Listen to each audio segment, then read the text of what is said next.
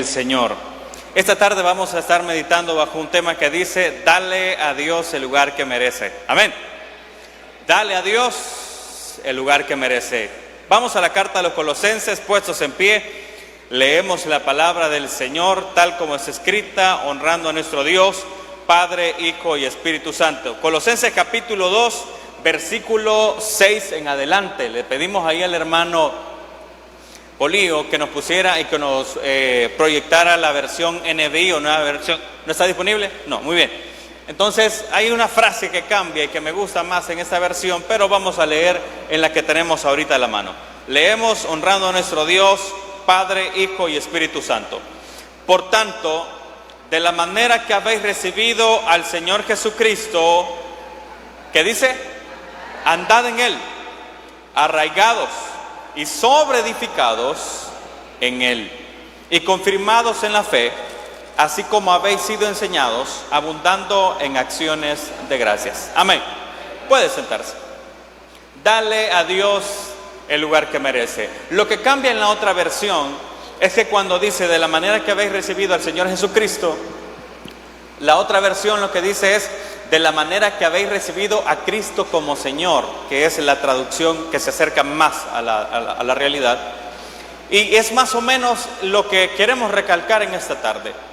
En el mundo en el que vivimos, le importa un sorbete la palabra de Dios. Al mundo de hoy, la gente que nos rodea, no solamente no le interesa la palabra de Dios, sino que por el contrario, el espíritu del anticristo se manifiesta cada vez con más fuerza. En el mundo de hoy, por ejemplo, tenemos los países europeos que fueron grandes defensores del cristianismo en todas sus variantes.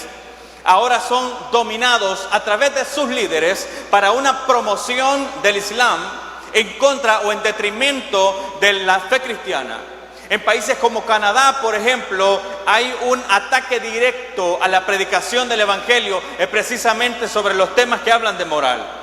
En países, por ejemplo, como Estados Unidos, el presidente más inepto que ha tenido Estados Unidos en los últimos 50 años, Joe Biden, estableció que este día, cuando en Occidente o todos los países occidentales se celebra la resurrección de Cristo, estableció que este día se iba a celebrar la visibilidad transexual, es decir, que del gobierno se prohíbe toda la promoción de la resurrección de Cristo y de la Pascua, y que se iba a promover la visibilidad transexual, es decir, que todos los esfuerzos propagandísticos y publicitarios del gobierno iban a estar hablando acerca de los transexuales y no de Cristo. Vivimos en una sociedad que no solamente no le interesa la palabra de Dios, sino que va a hacer todo lo posible por oponerse a la fe. Y eso en manifiesto de lo que dice la misma palabra de Dios, que en estos días veremos de manifiesto el espíritu del anticristo que mora en los hijos de desobediencia. Amén. Amén, hermano. Mientras que el mundo vive de esa manera, mientras que Satanás utiliza a los gobiernos para oponerse a la fe, mientras que Satanás posea la mente de las personas para increpar a la iglesia todo cuanto le sea posible, la iglesia no puede apegarse o conformarse a la mente de este siglo. Amén. Es decir, nosotros no podemos parecernos a lo que el mundo vende como prioridad. El mundo vende como prioridad la forma de pensar, la forma de gobierno, la disque seguridad y todo lo demás, todos los temas que aparentemente son de interés común en la sociedad. Pero hay un tema que la iglesia tiene que tener primero en su corazón, y es de honrar y respetar el nombre de nuestro Dios sobre todas las cosas. Bendito sea el nombre del Señor. Y el versículo que el apóstol Pablo está diciendo, si usted lee la carta de los Colosenses en su capítulo 1, capítulo 2, habla de esa, o describe de esa gloriosa obra que Dios ha hecho en cada uno de nosotros. ¿Cuál es esa gloriosa obra que Dios ha hecho en cada uno de nosotros? La salvación, hermano. La salvación. ¿Cuántos son salvos? Me ponen en duda. No, hermano, no se preocupe, eso lo ve solamente el Señor. Pero lo que le quiero decir es lo siguiente. En el capítulo 1, Pablo, en el versículo 3 al versículo 8, Pablo está maravillado del esfuerzo evangelístico, ha tenido fruto en ese lugar llamado Colosas. Dice que ha ido a predicar y ven cómo ha dado resultado la predicación del evangelio. Los grupos de crecimiento, cada uno está haciendo sus esfuerzos, los líderes, cada uno de los miembros, las iglesias. Hay campañas por todos lados, por todo San Miguel ahora. Y es como que si Pablo estuviera viendo otra vez esa obrar del evangelio y nuevas personas convertidas y nuevas personas que vienen a Cristo, vienen aquí a la iglesia, aceptan a Cristo. Y Pablo dice, yo me gozo al ver todo eso. Pero no solamente se goza al ver todo eso, sino que él dice, yo empiezo a orar. Dice, él empieza a orar porque hayan acciones de gracia. Si ve conmigo, en el capítulo 1, en el versículo 3 al 8, está esa gratitud del apóstol Pablo. En el siguiente versículo, en el versículo 9, dice, ora por conocimiento e inteligencia. Vea cómo va enfocada la oración del apóstol Pablo. Ora porque esos nuevos creyentes, porque esos nuevos convertidos, porque esas nuevas personas que han venido a Cristo se empapen del conocimiento de Dios. Amén. Y usted me dirá, ¿y por qué la oración del apóstol Pablo va sobre ese rumbo, sobre ese camino? Sencillo, porque en el momento que usted deja de cuidar esa palabra que Dios puso en su corazón, el Señor dijo que viene el malo, que estaba ilustrado por las aves del campo, y levantan esa semilla y se queda sin dar fruto. Yo acepté en esa iglesia, pero yo pensé que iba a cambiar, pero yo nunca cambié. ¿Me entiende? Yo acepté en esa iglesia esperando que Dios hiciera un milagro que le pedía, pero nunca me lo hizo. Por eso es importante que nos empecemos a llenar de Dios y de su palabra. Por eso es importante que empezamos a crecer en el conocimiento, la sabiduría y la inteligencia de Dios, porque muchos de nosotros venimos incluso y nos quedamos ayunos como este para pedir el favor de Dios, pero hay cosas que Dios está demandando y solamente es que Dios no me da, es que Dios aquí, es que Dios allá. No, momento. Hay un momento en que necesitamos callarnos y esperar que Dios nos hable. Dios bendiga cuando adoramos, Dios bendiga cuando cantamos, pero si cerramos nuestro oído para cuando Dios nos habla y nos exige, entonces también cancelamos el plan de Dios que tiene para bendecirnos, porque Dios no puede bendecir mientras nosotros caminemos en error, caminemos en desobediencia, caminemos lejos de su plan. Dios bendice a aquellos que marchan conforme al plan de Dios que ha establecido en su palabra. Bendito el nombre del Señor. ¿Cuántas respuestas se han quedado en el aire? ¿Cuántas súplicas no has visto en tu corazón? ¿Cuántas veces te quedaste sin recibir la respuesta de Dios? ¿A qué se debió? Dice el versículo que leemos que la oración del apóstol Pablo era que fuéramos llenos del entendimiento, de la sabiduría y de la inteligencia de Dios. Es decir, Señor, si hay algo que estoy haciendo mal, hámelo saber. ¿Cuántos ayunos llevamos ya sin ver respuesta? ¿Cuántas veces te has levantado en la madrugada desde las 12 hasta la 1, hasta las 3, hasta las 4, hasta las 5 y seguís sin ver respuesta? Hay algo que Dios tiene que hablar a nuestro corazón, abrir nuestra mente para que no gastemos nuestras fuerzas en vano y terminemos diciendo es que Dios no responde. No, Dios responde a aquellos que le aman y a los que temprano le buscan, y a los que se quedaron en el ayuno hoy, Dios va a responder también, pero que nuestro corazón esté conforme al propósito de Dios. Bendito sea el nombre del Señor.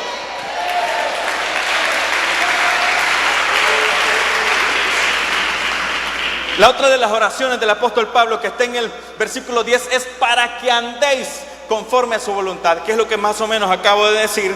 Y el versículo 11 dice, fortaleza con todo poder. Oiga esto, muchas veces ignoramos que estamos en una guerra. ¿Cuántos están en guerra, hermanos? Pues aunque usted no lo quiera reconocer, estamos en guerra. Pues aunque usted quiera cerrar los ojos y decirme, no hermano, yo no tengo pleito con nadie, no. Su guerra no es contra su compañero de banca, contra su compañero de ministerio, contra el pastor y contra los líderes, o contra sus vecinos que pasa peleándose por la gallina. No, su guerra es contra las tinieblas. Su guerra es contra el enemigo. Un enemigo que no descansa. Yo recuerdo que aquí estuvimos hablando sobre la armadura del cristiano, Efesios capítulo 6, y hubo alguien por ahí que dijo, ay, aburren con lo mismo. Fue una predicación de 3 días, si usted se acuerda, y hubo alguien que dijo, ay, aburren con lo mismo. Déjeme comentarle algo, una información. los satanistas o los cristianos ex-satanistas, y particularmente una escritora, Rebecca Brown, explica que la oración más eficaz que tiene que hacer todo creyente para contrarrestar los ataques del enemigo es pedir ser vestidos de la armadura de Dios. Le hablo de personas que han participado en misas satánicas, personas que han visto con sus ojos cómo sacrifican personas a Satanás. Esas personas, cuando se convierten al cristianismo, dicen que la mejor oración para los creyentes es pedir ser vestidos de la armadura de Dios. Porque nosotros estamos, hermanos, solamente conscientes de lo que ven nuestros ojos, pero no estamos conscientes del mundo espiritual que está alrededor de nosotros. Porque no lo podemos ver, y como no lo vemos, asumimos que no existe. Cuidado, hermano. Nosotros, cuando vivimos nuestra vida, tenemos que vivir delante de un Dios que está a favor de nosotros y por nosotros, y nuestra vida tiene que honrarle. La siguiente oración del apóstol Pablo es que en el versículo 12 de ese capítulo 1 dice: con gozo damos gracias al Padre que nos hizo aptos. Oiga esto. Aptos no tiene que ver con actos.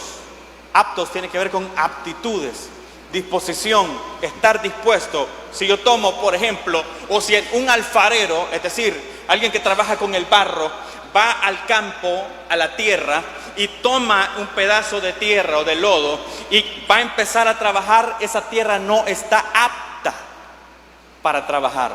¿Por qué? Porque tiene impurezas, porque tiene ripios, porque tiene basura, porque tiene hojarasca. Entonces la preparación correcta es primero colarla, limpiarla, y cuando ya está apto, va y lo forma. ¿Me entiende? Eso es lo que Dios hizo con nosotros. Dejamos de pertenecer al reino de las tinieblas, dejamos de pertenecer al reino de Satanás, dejamos de estar en la lista de los que tenían preparado un lugar en la condenación eterna, y ahora tenemos un lugar preparado en la eternidad junto con el Señor. Dejamos de pertenecerle a los demonios y a Satanás y a su obra, y empezamos a pertenecer al reino de luz que es establecido por la obra de Cristo en la cruz del Calvario. Nuestros pecados han sido perdonados, han sido limpiados, han sido redimidos, y nuestras vestiduras delante de Dios son blancas. Por eso nosotros ahora somos aptos para ser llamados hijos de Dios. Bendito sea el nombre del Señor.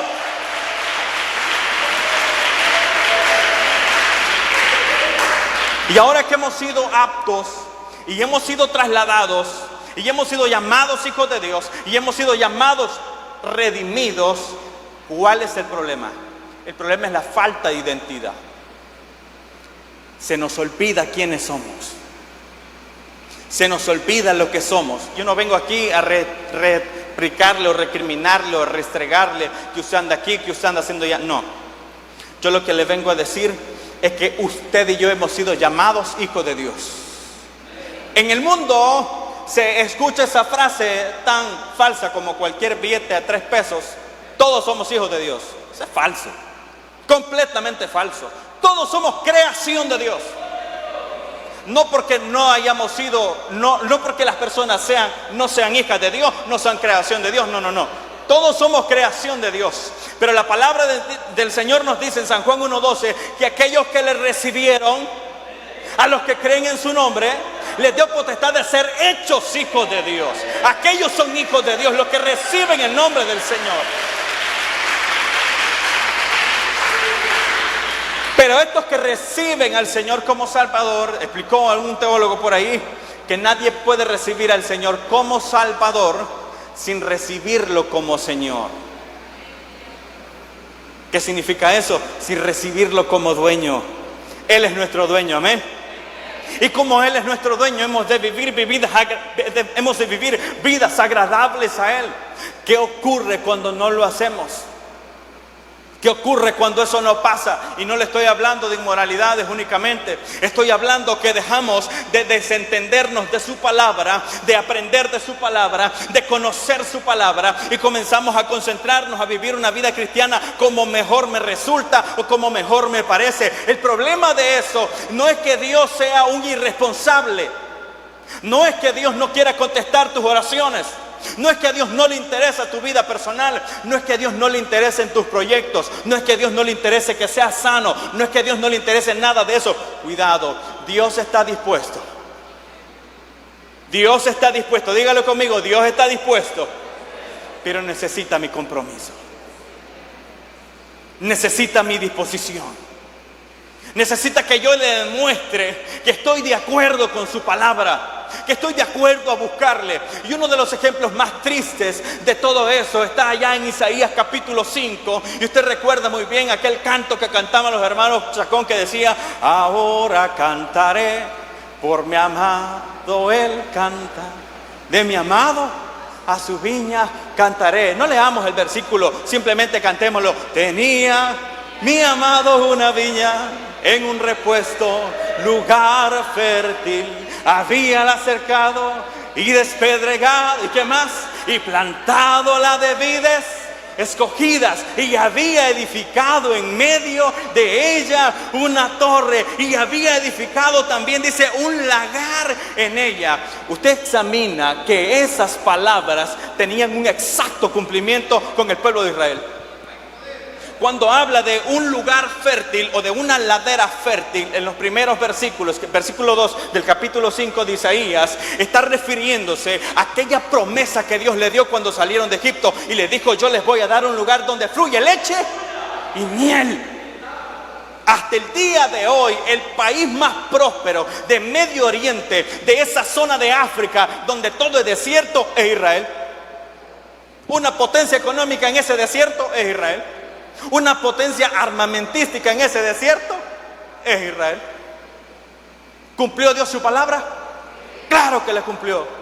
Y después dice que había sido plantado de vides escogidas. Vides eran los almácigos, es decir, los pedacitos de la planta que se sembraba para hacer producir el viñedo, es decir, para que se expandiera el viñedo.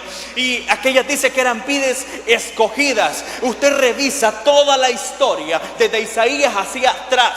¿Quiénes fueron los líderes de Israel? Los líderes de Israel fueron lo mejor en líderes políticos, administrativos, religiosos. Por ahí va a encontrar a Moisés, va a encontrar a profetas como Samuel, va a encontrar al rey David, va a encontrar a Salomón, va a encontrar a gente de alto nivel, comprometidos con Dios y comprometidos con el pueblo para dirigir al pueblo en orden. Por lo tanto, el pueblo no tenía excusa, que no tenían líderes escogidos y de parte de Dios. Era un pueblo que no había sido abandonado por Dios, había sido llamado para ser pueblo de Dios.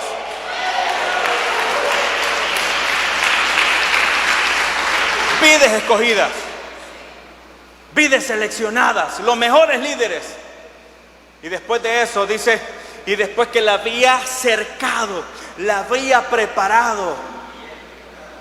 Cuando habla de eso de cercado, para protegerla, para cuidarla, usted tiene que tener en cuenta que desde que salen de Egipto no hubo país que les pudo hacer frente para detenerlos, solo cuando le habían fallado a Dios.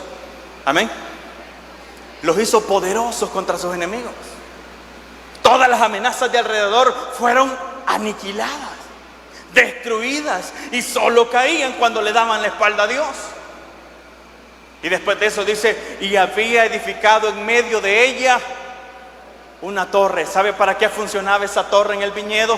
En esa torre había un guardián, había un vigía que se encargaba, o en algunos casos se le conocía también como atalaya, que se encargaba de anunciar cuando había problemas, cuando habían peligros, cuando habían animales saltando la cerca, cuando habían ladrones queriendo hacer daño en el viñedo, cuando había alguien que quería destruir. Para eso estaba la torre, para que hubiera uno ahí vigilando. El mejor ejemplo de la torre edificada por Dios en medio del pueblo de Israel, yo lo encuentro cuando aquella columna de fuego descendía en medio del desierto. Todos los países temblaban a ver que no era un Dios que solamente era un monumento o un pedazo de tiesto, era un Dios vivo que se mostraba en fuego en medio de su pueblo. Todos los países temblaban alrededor a ver un Dios manifestado de esa forma, por ningún Dios podía hacerlo. Bendito el nombre del Señor.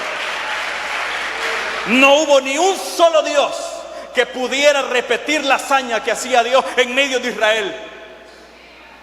Dígame qué consejero de guerra, qué ministro de defensa va a recomendar hacer la guerra con un Dios de esa categoría? ¿Quién se va a animar? Nadie. Por supuesto, esa era la defensa de ellos. No tenían armas como tenían los demás países. No tenían un ejército como lo tenían los demás países, pero tenían un Dios todopoderoso en medio de ellos. ¿Cuánto le alaban, hermanos? Bendito el nombre del Señor. Y después dice que había edificado una torre y también un lagar en ella. Óigame, después de todo lo que había hecho por ellos, solo iba a haber un lagar. ¿Sabe para qué sirve el lagar? Para recoger los frutos, para recoger las uvas, para triturarlas, para que saliera el vino. El problema es que lo que llegó al lagar, ¿qué fueron? Uvas agrias, uvas silvestres, uvas ácidas, uvas incomibles. Entonces, cuando vemos que Dios dice y se levanta en ese momento, les pregunto ahora a todos ustedes, dice Dios en esos versículos, les pregunto ahora a todos ustedes, díganme qué me hizo falta, qué es lo que no les di, qué es lo que no les hice, qué es lo que no proveí, qué fue lo que no les manifesté a ellos. Les proveí, los cuidé, los guardé, los planté, los regué, les hice de todo, y ahora que yo espero los frutos, no veo los resultados. Déjeme decirles que en ese momento el Señor dice, ahora van a ver ustedes lo que yo voy a hacer a mi viña. Voy a quitarle la protección, voy a levantar los cercos, voy a dejar que la oyen, voy a dejar incluso que deje de llover. Y en ese momento es cuando entra la preocupación. Nosotros somos también igual que esa viña. Dios nos ha cuidado, nos ha guardado, nos ha plantado, nos ha protegido, ha puesto predicadores para que nos hablen. ¿Y cómo está nuestro corazón? Cuando nosotros vemos nuestra vida espiritual, al igual que esa viña, dos opciones tenemos, o dos opciones nos quedan: empezar a ver gloria de Dios, empezar a ver su misericordia, empezar a ver su resplandor, o empezar a ver que Dios detiene sus bendiciones, hasta que nuestro corazón empiece a estar conforme a su voluntad. Yo le comento a mi esposa que yo no sé cómo nació una matita de sandía en el patio de la casa, y el zacatito que crece alrededor como grama le come los nutrientes, ¿verdad, pastor? Lo que está recién el montecito alrededor, rápido la ponen amarillita, marchita. Entonces yo le digo, no, la vamos a cuidar. Y en cuestión de semana y media más o menos, ya creció casi 1 metro. Le pusimos abono, le limpiamos alrededor, la porcamos. Los hermanos agricultores saben de qué estoy hablando, y le estamos regando. Pero yo espero que me dé una sandía. Amén, hermano. Yo espero comerme una sandía de la matita esa, que valga la pena. Y si no me la da, yo al siguiente día le meto la guadaña también. ¿Me entiende? Nosotros tenemos, hermanos, una vida donde dependemos más nosotros que de Dios, que lo que Dios depende de nosotros. Amén, hermano. Dependemos más nosotros de Dios que lo que Dios depende de nosotros. Nosotros estamos bajo la bendición de que estamos bajo la gracia. Oiga bien, tenga cuidado con esa palabra, porque sí es cierto, pero no es para que abusemos. ¿Qué quiero decirle con esto? Dios no va a derramar fuego en este momento como lo hizo con Sodoma y Gomorra. No lo va a hacer. Dios no va a desatar un diluvio como lo hizo con las ciudades impenitentes del tiempo de Noé. No lo va a hacer. Pero Dios está esperando el momento en que nosotros nos volvamos a Él. Dios está esperando cada día para que cada uno de nosotros esté conforme a su voluntad. Dios está esperando cada día para que nosotros caminemos conforme al plan de Dios. Ahora, la pregunta, ¿cómo hacemos o qué hacemos? Regresamos al versículo que estábamos leyendo, versículo 6 de Colosenses, dice: por tanto, de la manera que habéis recibido a Cristo como Señor, como dice en la otra versión, Dios espera que lo veamos como un Señor. Amén, hermanos. Dios espera que lo veamos como Señor. Y le voy a decir que son las cosas que normalmente reciben los señores, los dueños, los que son aquellos que merecen gloria, y solamente hay uno que merece gloria, que se llama Cristo Jesús. Yo lo resumo en 5 términos fáciles: honra, respeto, temor, adoración y acción de gracias. Honra, temor, respeto, adoración y acción de gracia. Honra tus palabras, tus actos y todo lo que haces debe honrar a Dios. No solamente cuando estoy predicando de corbata en el púlpito. Amén, hermanos. Respeto, óigame, hay una diferencia entre respetar a Dios y temer a Dios. Y la diferencia no solamente es por el acto, sino también por los resultados o efectos. Le voy a comentar cuál es la diferencia. Respetar a Dios es que el pecado que practiquen todos los demás no me afecta y tampoco me involucra. Amén. Y hoy voy a reprender muy fuertemente a aquellos que pasan haciendo burlas de un don manifiesto como el hablar en lengua y remedan a otros queriendo hacer chiste. Eso es una falta de respeto, hermano. Eso es respetar a Dios. Y la otra es temor de Dios. Es el pecado que me involucra directamente a mí. Aquí puede haber un par de charlatanes, o afuera en mi trabajo pueden haber charlatanes haciendo chistes de Dios, chistes de todo lo que tiene que ver con la Biblia o lo que sea. Yo respeto a Dios y no me involucro. Amén.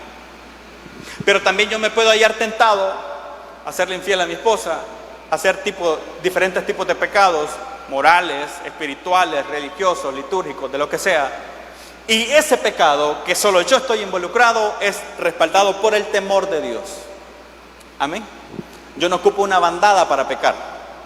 Solo me necesito a mí mismo. Ese es temor. ¿Y por qué temor y no respeto? Mi hermano, tenemos un Dios que en su palabra dice que al que ama, corrige. A quien ama, castiga. Y si muchas veces nos hallamos probados, y si muchas veces nos hallamos enfermos, como dice la palabra del Señor hablando de la Santa Cena, y por eso es que hay muchos enfermos y otros duermen, se murieron. ¿Por qué? Porque posiblemente no quisieron transformar su corazón o cambiar su corazón. Y los que estamos en esta tarde nos vamos a ir ahora conscientes de que hay uno que merece ser honrado, respetado, temido, adorado y que le demos la gloria. Bendito sea el nombre del Señor.